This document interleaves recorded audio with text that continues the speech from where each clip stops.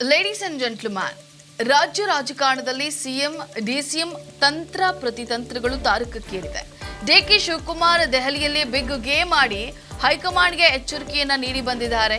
ಈ ಬೆನ್ನಲ್ಲೇ high command ಭೇಟಿಯಾದಂತಹ CM Siddaramaiah DK ಶಿವಕುಮಾರ್ಗೆ ತಿರುಗೇಟನ್ನ ನೀಡುವ ಪ್ರತಿತಂತ್ರಗಳನ್ನ ಹೆಣೆದಿದ್ದಾರೆ. ಇಷ್ಟಕ್ಕೂ ಸಿಎಂ ಸಿದ್ದರಾಮಯ್ಯ ಡಿಕೆ ಶಿವಕುಮಾರ್ ವಿರುದ್ಧ ಹೆಣೆದಿರುವಂತಹ ತಂತ್ರಗಳೇನು? ಎಸ್ ವೀಕ್ಷಕರೇ, ನೆಲ ಜಲ ಭಾಷೆಗಾಗಿ ಪ್ರಾಮಾಣಿಕ ಪತ್ರಿಕೋದ್ಯಮ. ನೀವು ನೋಡ್ತಾ ಇದ್ದೀರಾ ಫೋಕಸ್ ಟಿವಿ. ನಾನು ಪವಿತ್ರ. ಹೌದು, ರಾಜ್ಯದ ಆಡಳಿತಾರೂಢ ಕಾಂಗ್ರೆಸ್ನಲ್ಲಿ ಸಿಎಂ ಕುರ್ಚಿ ಕದನ ಕಾವೇರಿದೆ. ಸಿಎಂ ಸಿದ್ದರಾಮಯ್ಯ ಹಾಗೂ ಡಿಸಿಎಂ ಡಿಕೆ ಶಿವಕುಮಾರ್ ನಾನಾ ನೀನಾ ಅಂತ ಕ್ಲೈಮ್ಯಾಕ್ಸ್ ಹಂತಕ್ಕೆ ಬಂದು ನಿಂತಿದೆ. ಬಿಹಾರ ಚುನಾವಣೆ ಬಳಿಕ ನಾಯಕತ್ವ ಬದಲಾವಣೆ ಆಗಲಿದೆ ಅನ್ನುವಂತಹ ಕೂಗು ಕಾವೇರಿತ್ತು. ಈ ಹಿನ್ನೆಲೆಯಲ್ಲಿ ಸಿಎಂ ಡಿಸಿಎಂ ಇಬ್ಬರು ದೆಹಲಿಗೆ ಯಾತ್ರೆಯನ್ನ ಕೈಗೊಂಡಿದ್ರು. ಕಾಂಗ್ರೆಸ್ ಹೈಕಮಾಂಡ್ ನಾಯಕರ ಬಳಿ ನಾನಾ ಲಾಬಿಯನ್ನ ಮಾಡಿದ್ರು.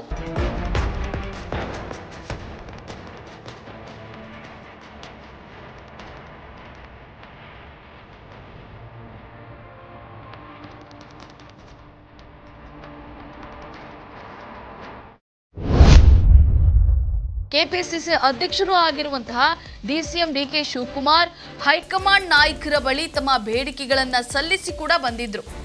ಎಐಸಿಸಿ ಅಧ್ಯಕ್ಷ ಕನ್ನಡಿಗ ಮಲ್ಲಿಕಾರ್ಜುನ್ ಖರ್ಗೆ ಬಳಿ ಮಾತನಾಡಿದಂತಹ ಡಿಕೆ ಶಿವಕುಮಾರ್ ತಮಗೆ ಡಿಸಿಎಂ ಜೊತೆಗೆ ನೀಡಿರುವಂತಹ ಕೆಪಿಸಿಸಿ ಅಧ್ಯಕ್ಷಗಿರಿಯನ್ನ ಬೇರೆ ಯಾರಿಗೂ ಕೊಡಬಾರದು. ಮುಂದಿನ 2028ರ ಚುನಾವಣೆಯನ್ನ ನನ್ನ ನೇತೃತ್ವದಲ್ಲೇ ನಡೆಸಬೇಕು ಅಂತ ಹೇಳಿ ಬೇಡಿಕೆಯನ್ನ ಸಲ್ಲಿಸಿ ಬಂದಿದ್ದಾರೆ. ಈ ಬೆನ್ನಲ್ಲೇ ಅಲರ್ಟ್ ಆಗಿರುವಂತಹ ಸಿಎಂ ಸಿದ್ದರಾಮಯ್ಯ ಕೂಡ ಖರ್ಗೆಯನ್ನ ಭೇಟಿಯಾಗಿ ಹಲವು ಬೇಡಿಕೆಗಳನ್ನ ಸಲ್ಲಿಸಿ ಬಂದಿದ್ದಾರೆ. ಬಿಹಾರ ಚುನಾವಣೆ ಬಳಿಕ ಮತ್ತಷ್ಟು ಸ್ಟ್ರಾಂಗ್ ಆಗಿರುವಂತಹ ಸಿಎಂ ಸಿದ್ದರಾಮಯ್ಯ ಕೇವಲ ತಮ್ಮ ಸಿಎಂ ಕುರ್ಚಿ ಮಾತ್ರವಲ್ಲದೆ ತಮ್ಮ ಅತ್ಯಾಪ್ತ ವಲಯದ ಮಂತ್ರಿಗಳನ್ನ ಟಚ್ ಮಾಡಲು ಬಿಡದೆ ಗಟ್ಟಿ ಮಾಡಿಕೊಂಡು ಬಂದಿದ್ದಾರೆ. ಈ ವೇಳೆ ಸಿದ್ದರಾಮಯ್ಯ ಅವರು ಹೈಕಮಾಂಡ್ ಮುಂದೆ ಪಂಚ ಬೇಡಿಕೆಗಳನ್ನ ಸಲ್ಲಿಸಿದ್ದಾರೆ. ಅವು ಯಾವುವೆಂದ್ರೆ, ಸರ್ಕಾರದ ಅವಧಿ ಮುಗಿಯುವವರೆಗೂ ಯಾವುದೇ ಕಾರಣಕ್ಕೂ ಸಂಪುಟದಿಂದ ತಮ್ಮ ಆಪ್ತ ಬಳಗವನ್ನ ಮುಟ್ಟದಂತೆ ನೋಡಿಕೊಳ್ಳೋದು. ಸಿಎಂ ಅವರ ಮತ್ತೊಂದು ಬೇಡಿಕೆ ಅಂದ್ರೆ ಡಿಕೆ ಜೊತೆಗಿರುವಂತಹ ಮಂತ್ರಿ ಆಕಾಂಕ್ಷಿಗಳನ್ನ ತಮ್ಮತ್ತ ಕರೆದುಕೊಳ್ಳೋದು. ಹಾಗೆ ಡಿಕೆ ಬಣದಿಂದ ಬರುವವರನ್ನ ಮಂತ್ರಿ ಮಾಡಿ ಟೀಮ್ ಬಲ ಹೆಚ್ಚಿಸಿಕೊಳ್ಳೋದು.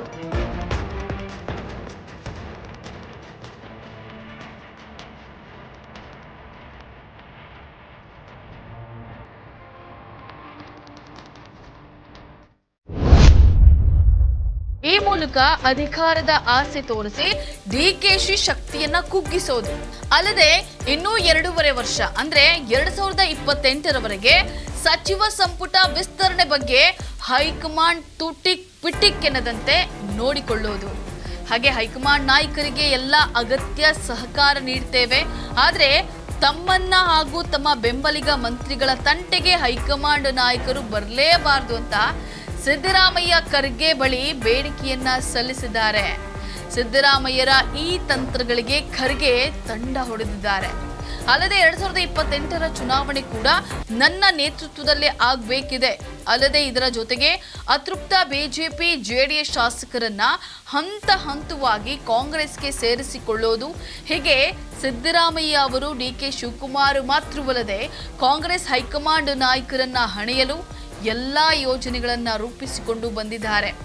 ಆದರೆ ಕಾಂಗ್ರೆಸ್ಸಿನ ಹೈಕಮಾಂಡ್ ಸಿದ್ದರಾಮಯ್ಯರ ಈ ತಂತ್ರವನ್ನ ಒಪ್ಪುತ್ತಾ? ಇನ್ನು ಮುಖ್ಯವಾಗಿ ಹೈಕಮಾಂಡ್ ಅಂಗಳದಲ್ಲಿ ಕೆಪಿಸಿಸಿ ಅಧ್ಯಕ್ಷಗಿರಿಯನ್ನ ಭದ್ರ ಮಾಡಿಕೊಂಡು ಬೆಂಗಳೂರಿಗೆ ಬಂದಿರುವಂತಹ ಡಿಸಿಎಂ ಡಿಕೆಶಿ ಬಣವನ್ನ ಒಪ್ಪಿಸೋದು ಹೇಗೆ? ಸಿದ್ದರಾಮಯ್ಯ ತಂತ್ರಗಳಿಗೆ ಡಿಕೆ ಶಿವಕುಮಾರ್ ಬಣ ಏನೆಲ್ಲ ಪ್ರತಿತಂತ್ರಗಳನ್ನ ಹೆಣೆಯಲಿದೆ ಅನ್ನೋದೇ ಸದ್ಯದ ಪ್ರಶ್ನೆ. ಇದಾಗಿತ್ತು ಫೋಕಸ್ನ ಸ್ಪೆಷಲ್ ರಿಪೋರ್ಟ್. ನೆಲ ಜಲ ಭಾಷೆಗಾಗಿ ನೋಡ್ತಾ ಇರಿ ಫೋಕಸ್ ಟಿವಿ.